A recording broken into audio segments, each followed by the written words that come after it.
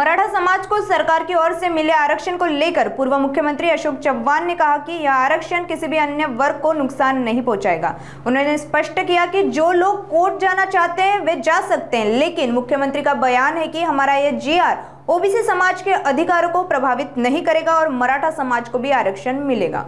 महत्त्वाच्या प्रश्नासंदर्भामध्ये जिल्हाधिकाऱ्यांना भेटून त्यांना ते प्रश्न अवगत करून दिलेले आहेत। एक तर परवा जी अतिवृष्टी झाली, मेंढला नाल्यातून प्रामुख्याने अर्धापूर तालुक्यावर भरपूर पाणी येतं आहे। तिथे आपल्याला काहीतरी नाले खोलीकरण, रुंदीकरण, गाळ काढणे आणि त्याला एक डॅमेज कसा कमीत कमी करता येईल, कमीत कमी होईल। पावसाळ्यामुळे जे डॅमेज होतो ते आपण नैसर्गिक आपत्तीला रोखू शकत नाही, पण नैसर्गिक आपत्तीमुळे होणारं नुकसान आपल्याला कसं त्याचं डॅमेज त्याची तीव्रता कमी करता येईल याकरता उपाययोजना काय केल्या पाहिजे मागे चर्चा झाली होती। त्या अनुषंगाने मेंढल्यावर काय काय करायचं ट्रीटमेंट ही चर्चा जिल्हाधिकाऱ्यांची झाली। त्या पद्धतीने आम्ही त्या कामाला लागलेलो आहोत। नंतर वन जमिनीवर जे गेल्या 50-60 वर्षापासून लोक वास्तव्याला आहेत त्यांच्याही बाबतीमध्ये त्यांना सुरक्षा शासनाच्या नियमाप्रमाणे GR आहे गव्हर्नमेंटचा, त्या GR प्रमाणे आपल्याला हे कसं नियमित करता येईल।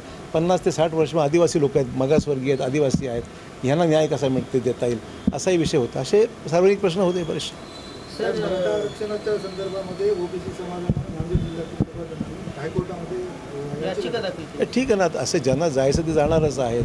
मुख्यमंत्र्यांनी स्पष्ट हे केलेलं आहे, त्यांनी ऑफिशियल वक्तव्य मुख्यमंत्र्यांचं आहे की कोणाच्याही आरक्षणाला धक्का न लावता आमचा हा GR आहे। त्याच्यामुळे ओबीसींवरही अन्याय होणार नाही आणि मराठा समाजाला आरक्षण मिळेल अशा प्रकारचा GR शासनाने काढल्याचं वक्तव्य मुख्यमंत्र्यांनी केलं आहे।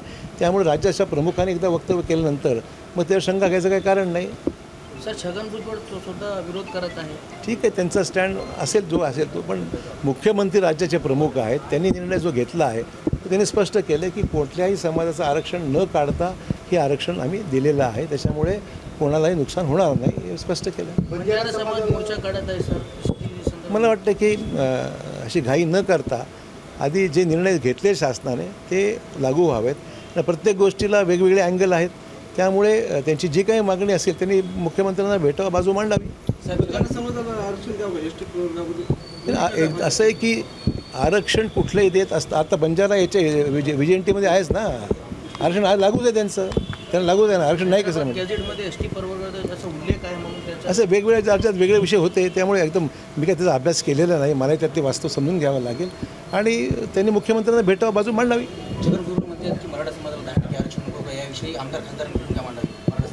आमची भूमिका मांडलीच आहे ना आम्ही, माझी भाषणंच आहेत सभागृहामध्ये, वेळ काय मांडू अजून, माझी काय भूमिका रोज बदलत नाही मी।